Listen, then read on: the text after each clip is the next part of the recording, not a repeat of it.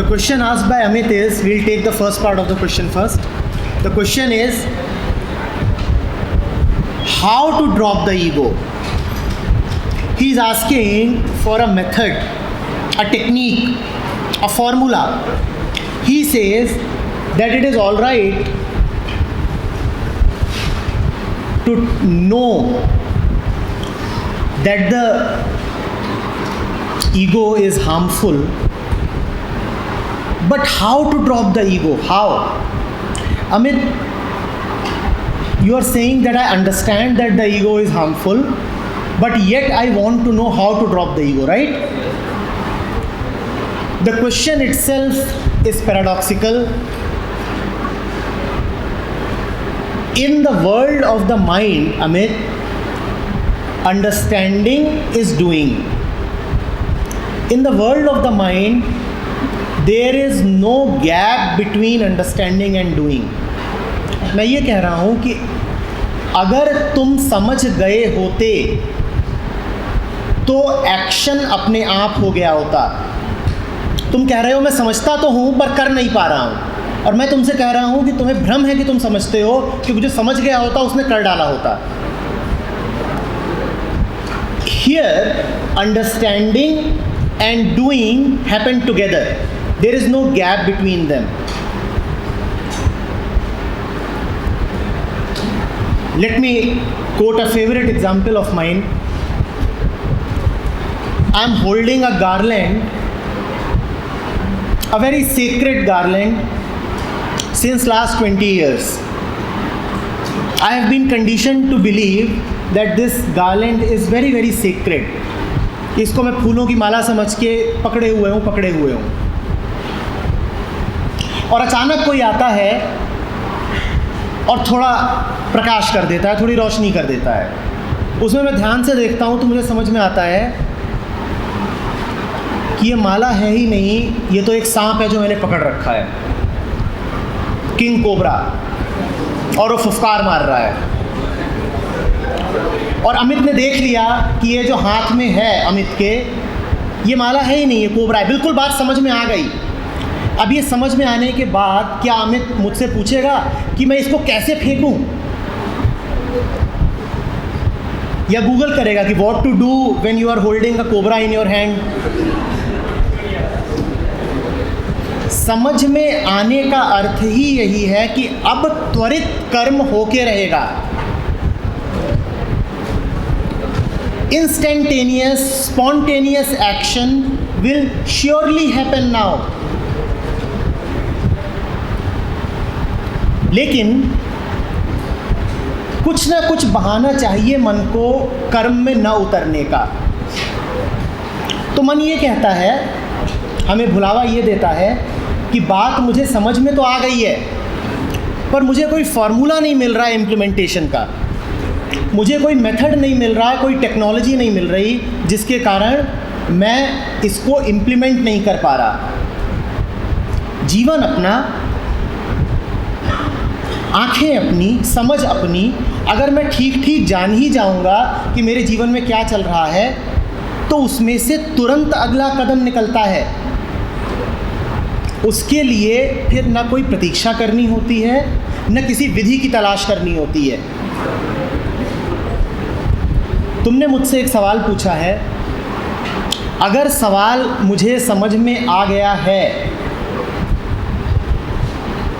तो उत्तर तुरंत निकलेगा, अपने आप निकलेगा. भले ही मैंने पहले से फैसला ना कर रखा हो कि मुझे जवाब क्या देना है, पर समझ में आया नहीं कि रिस्पॉन्स तुरंत आएगा. समझ में आने में और रिस्पॉन्स देने में कोई फासला हो नहीं सकता. How to drop the ego, तुम्हारा स्पेसिफिक सवाल ये था. बेटा, ईगो क्या है? ईगो का अर्थ ही यही है कि मैंने ध्यान नहीं दिया, इस कारण मन में धारणाएं जम गई हैं. ईगो का अर्थ ही है कि मैं बेहोश था, इस कारण मन पे धूल जम गई है, कंडीशनिंग हो गई है. How to drop the ego? Just look at it. सुबह से शाम तक जो करते हो अपना पूरा जीवन, दैनिक जीवन, रोज़ाना का, सिर्फ उसको ध्यान से देख लो और अगर उसको ध्यान से देख लिया तो ये बिल्कुल स्पष्ट हो जाएगा कि मैं कौन कौन से काम बेहोशी के साथ कर रहा हूँ। ये पूरी तरह स्पष्ट हो जाएगा। ज़िंदगी अपनी है ना, अपनी है तो मतलब मेरे बहुत करीब है। मैं सुबह उठने से लेकर रात सोने तक जो कुछ करता हूँ वो मुझे सामने ही उपलब्ध है देखने के लिए, और मुझे बस अपने उन कर्मों को और अपने विचारों को देखना है और मुझे समझ में आ जाएगा कि चल क्या रहा है। खुली किताब, उसमें किसी फॉर्मूले की ज़रूरत कहाँ है। तुम इस रूम में आते हो, अधिकांशतः लोग किसी भी क्लासरूम में जाएं वहाँ पीछे बैठने की कोशिश करते हैं, और ये बात तुम बिल्कुल एक मैकेनाइज्ड रोबोट की तरह करे जाते हो। क्लासरूम में घुसे और तुम्हारे कदम तुम्हें बिल्कुल पीछे खींच ले जाते हैं। ठीक यहीं पर अगर ठिठक जाओ और ध्यान से देखो कि ये मैं कर क्या रहा हूँ, तो मिल गई ईगो से मुक्ति। क्योंकि ईगो का मतलब ही है होश का अभाव। जैसे ही तुम्हें होश आया, जैसे ही तुमने ध्यान से देखा कि ये मैं क्या कर रहा हूँ, you are already free from ego in that moment. There is no guarantee of the next moment, but in that moment at least you are free from ego, because ego is nothing but the absence of attention. The moment there is attention, ego is gone. Ego means a fake self. This fakeness can exist only in absence of watchfulness. अब अभी मैं बोल रहा था, ठीक अभी मैंने कहा कि अपना ही जीवन देखने के लिए होता है। ठीक अभी मैं बोल रहा था और एक दो लोग हाथ खड़ा करके बैठे हुए थे। अब सवाल ये उठता है कि मन में अगर प्रश्न चल रहा है तो निश्चित रूप से आप मुझे सुन नहीं रहे, और अगर आप सुन नहीं रहे हैं तो आप सवाल किस बेसिस पे पूछ रहे हैं। पर हम इतने भी होशमंद नहीं हैं कि हम ये देख पाएँ कि ये जो मेरा हाथ खड़ा है ये मैं कर क्या रहा हूँ। What stupidity is this? Without listening, how can I ask a question? You need not go and read great books. You need not go and read books on psychology or neuroscience or religion or philosophy. सिर्फ सुबह से शाम जो अपनी ज़िंदगी है और जो अपने मन में चलता रहता है उसको ध्यान से देख लो, सारी ईगो दिखाई दे जाएगी, और उस दिखाई देने में ही ईगो से फ्रीडम भी है। The moment you come to know of it, it is gone. See, ego is like darkness. Appreciate this example. Ego is like darkness. तुम डार्कनेस को जैसे ही देखने जाते हो, मुझे अंधेरा खोजना है, मैं टॉर्च लेके जा रहा हूँ अंधेरा खोजने, जैसे ही उसे खोजते हो वो गायब हो जाता है, क्योंकि रोशनी डालोगे अंधेरा गया, तुम उसे कभी खोज नहीं पाओगे। वो है ही तब तक जब तक तुम उसे ध्यान से देख नहीं रहे। मन की सारी बीमारियां सिर्फ बेहोशी में पनप सकती हैं कि जिए जा रहे हैं और ठहर करके ये देखने की कोशिश ही नहीं कर रहे कि मैं ये कर क्या रहा हूँ। मैं पढ़ रहा हूँ तो क्यों पढ़ रहा हूँ, मैं यहाँ बैठा हूँ तो क्यों बैठा हूँ, मेरा मन इधर उधर जा रहा है तो ये हो क्या रहा है। कोई आया मेरे पास, उसने कह दिया चलो, मैं चल दिया, मैं कर क्या रहा हूँ। अपने जीवन पे निगाह डालने का, समझने का हमारा कोई अभ्यास नहीं है। हमारी पूरी कंडीशनिंग उल्टी है कि ढर्रों पे जिए जाओ। जिस तरह से दूसरों ने कुछ आदतें डाल दी हैं, कुछ आचरणगत बातें बता दी हैं, उन बातों को बस करे जाओ। ये हमारा पूरा अभ्यास है। This is the way we live, and this is the reason why ego has such deep roots in our mind. Do not ask for a formula, please. वो फॉर्मूला भी ईगो बन जाएगा। तुम्हें फॉर्मूले दिए जा सकते हैं और लोगों ने बड़े फॉर्मूले विकसित भी किए हैं, लेकिन वो फॉर्मूला अपने आप में ईगो का हिस्सा बन जाएगा। मामला इतना कॉम्प्लेक्स है ही नहीं कि उसके लिए तुम्हें किसी विशेष मेथड या टेक्निक की ज़रूरत पड़े। मामला बड़ा सीधा साधा है, बहुत ही सीधा है। सिर्फ देख लो कि मैं कर क्या रहा हूँ, सोच क्या रहा हूँ, ईमानदारी से, और वो काबिलियत हम में से सबके पास है। ठीक है। दूसरी बात जो तुमने कही वो ये थी कि जो बातें तुमने HIDP में करी, सीखी, जानी, वो इम्प्रैक्टिकल हैं। तुमने कहा कि जो रियल वर्ल्ड है उसमें उनको अप्लाई नहीं किया जा सकता। बेटा, इम्प्रैक्टिकल की तुम्हारी क्या परिभाषा है? इम्प्रैक्टिकल से क्या तात्पर्य है?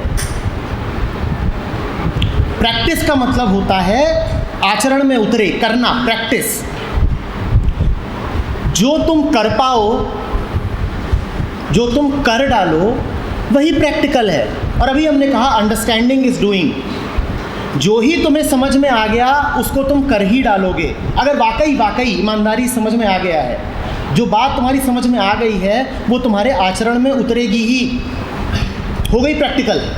तुमने समझी नहीं कि बात प्रैक्टिकल हो गई, क्योंकि अब तुम करोगे, और नहीं समझी तो रहेगी इम्प्रैक्टिकल। तो इम्प्रैक्टिकल है, ये बात पर नहीं निर्भर करता कि HIDP ने कोई इम्प्रैक्टिकल बात बोली है। इम्प्रैक्टिकल यदि है तो इसलिए है क्योंकि तुमने उसको समझा नहीं। और इसके अलावा एक दुर्घटना और भी होती है। अक्सर जो कुछ करते हुए हमारे हाथ पांव कांपते हैं, हमें डर लगता है, हम बोल देते हैं बड़ा इम्प्रैक्टिकल है। हम कह देते हैं कि ये तो इम्प्रैक्टिकल बात है। बात इम्प्रैक्टिकल है, तुम्हें डर लग रहा है करने में। एक ट्रिप गई थी हमारे ही ऑफिस की, तो ऋषिकेश में रिवर राफ्टिंग होती है, और वहाँ पर एक जगह बनी हुई है, एक क्लिफ बनी हुई है जहाँ से कूदना भी होता है। तो ऑफिस के ही एक सज्जन थे, वो वहाँ पर खड़े हो गए कूदने के लिए ही। अब हिम्मत नहीं हो रही थी, जान सूख रही थी, हाथ पांव कांप रहे थे। तो बोलते हैं बड़ी इम्प्रैक्टिकल बात है यहाँ से नीचे कूदना। पीछे से 3-4 और आए, मज़े में कूद गए, तैरने लगे और मौज करी। जिन्हें करना होता है कर डालते हैं, और जिनकी हिम्मत नहीं होती वो बोलते हैं इम्प्रैक्टिकल है। तुम देख लो तुम कहाँ पर खड़े हो। बेटा प्रैक्टिकल या इम्प्रैक्टिकल कोई बात नहीं, तुम्हारा मन है। अगर समझ गए तो तुम उसे कर्म में उतारोगे कैसे? नहीं, तुम्हें उतारना ही पड़ेगा, वो उतर के रहेगा। और अगर समझ के भी कर्म में नहीं उतार रहे तो फिर तो हम बड़े डरपोक हैं। जो बात जान ली कि सच है, उसको कैसे नहीं अब मैं कर्म में उतारूं?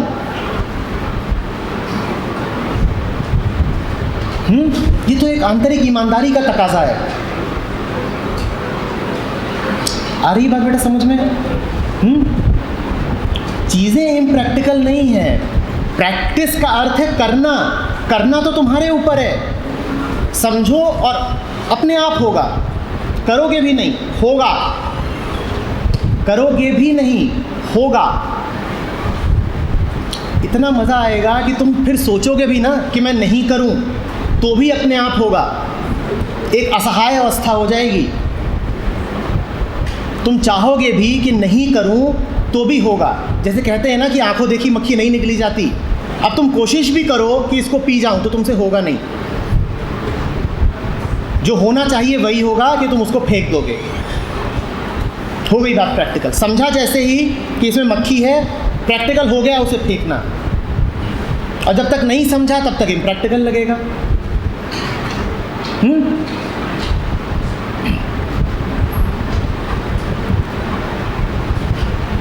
याद रखो, बाकी सारी एक्टिविटीज़ के अलावा तुमको फियरलेसनेस नाम की एक्टिविटी भी कराई गई है। All of you are young people, और एक युवा मन निर्भय होता है, या कम से कम ऐसा मेरी अपेक्षा है कि being young people you would have energy, enthusiasm, a certain daring. जीवन को सीधे सीधे देख पाने का, आंख में आंख डाल के देख पाने की हिम्मत, साहस।